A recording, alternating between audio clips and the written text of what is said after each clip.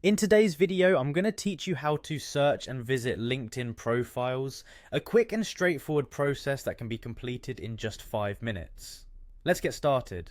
First, open your web browser and head over to linkedin.com.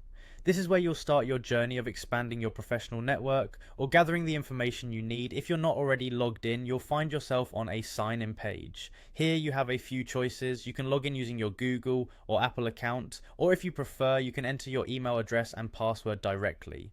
For those who value an extra layer of security, LinkedIn offers two-factor authentication. If this feature is enabled on your account, expect to receive a code on your phone that you'll need to enter before proceeding. It's a little extra work, but it's worth it for the added peace of mind. Once you're logged in, you'll automatically be directed to your LinkedIn profile's homepage. It's from this hub that you'll have access to all LinkedIn's features, and you're ready to start searching. Focus your attention on the upper left side of your screen, where you'll see the search bar. Click on it and you'll be able to type in the name of a person or a company you wish to explore. LinkedIn's search engine is quite powerful, allowing you to find connections that matter to you quickly. After entering your search term, you'll see an option to see all results. Give that a click. This will open a new page brimming with more detailed search results, perfect for narrowing down your options. Once there, switch over to the People tab, which specifically filters out various content types to zero in on profiles.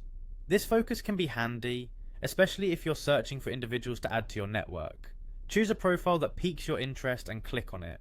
This will open the selected profile, where you can delve into professional backgrounds, experiences, and shared connections. Navigating through someone's LinkedIn profile provides valuable insights and can help you make informed decisions about whether to connect or not.